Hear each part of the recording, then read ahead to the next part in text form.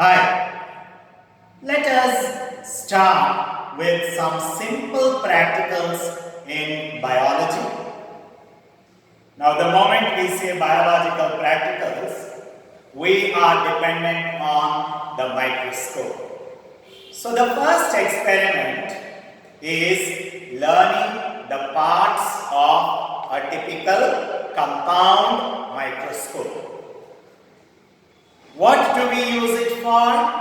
We use it to see sections of plant, stem, leaves, roots. We use it to see animal cells. We use it to see bacteria, fungi, and even algae. Of course, in a compound microscope, you cannot see viruses. I give you some small quiz. If I want to see virus, which type of microscope I should use? Once again, if I want to see a virus, which type of microscope should I use? Tell me the answer later.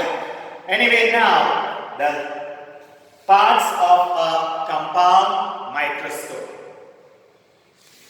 The compound microscope has a typical horseshoe-shaped base. A horseshoe-shaped base. Okay?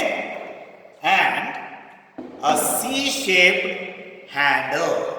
C-shaped handle. Horseshoe-shaped base. A stage. A stage with a central hole. A stage with a hole in the center to place the slide and observe. Right? This is the stage, this is the base, this is the handle. The base and the handle are connected by means of these bolts, and we can have this bent like this. Inclination joint. This is called inclination joint because it can be inclined so that I can sit comfortably and I can observe through the microscope. Okay, or I can stand and I can observe through the microscope. So thus you have a base, you have a handle and inclination joint. Right? Well, the stage. What is there other than this? The microscope has two adjustment knobs, the coarse adjustment knob and the fine adjustment knob. Coarse adjustment, fine adjustment. Fine. These knobs allow the focusing to be done properly. Focusing of the specimen is possible through the help of coarse adjustment and fine adjustment knobs. Fine. Now this part which is moving up and down, the whole part is called as the body tube of the microscope. The body tube. Fine. Which is moving with the help of the coarse and fine adjustment knobs. The body tube on the upper side has eyepiece.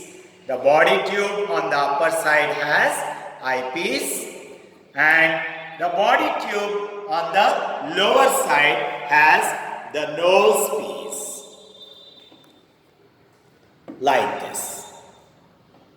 The nose piece has different objectives fitted to it.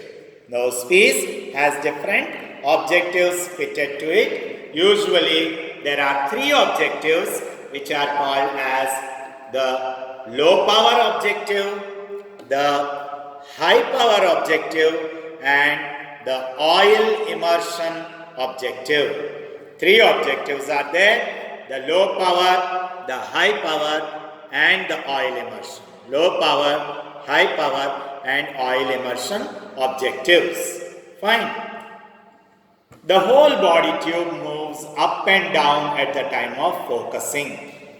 Now below the stage, there is a mirror.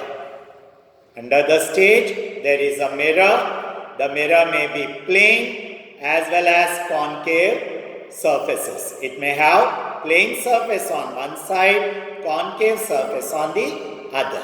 Fine? Above the mirror is the condenser. Above the mirror, you have the condenser. The condenser can be adjusted. The height of the condenser can be lowered and also put up. It can be raised up or lowered. So this is the condenser, and there is a knob. Condenser adjustment knob. Condenser adjustment knob to move the condenser. Well,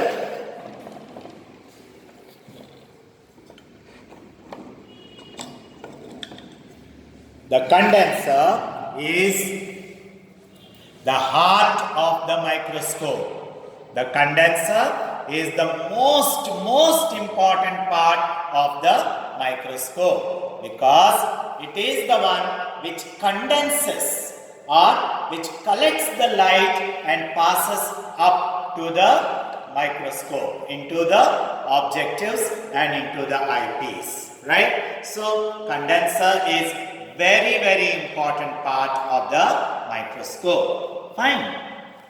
Once again, let us see what all are there in the microscopes. The horseshoe base, C-shaped handle, stage with a hole, sub-stage condenser, condenser below the stage, so sub-stage condenser, the body tube, the eyepiece, the objectives, the fine adjustment knob, the coarse adjustment knob. Well, have you understood the different parts of the microscope? In certain experiments, we will be actually mounting some slides and observing under the microscope. That time, I will tell you how the microscope should be used and how the specimen should be focused properly. Fine? So, see the diagram of a compound microscope, read the labelings properly, and you try to identify the different parts. Fine?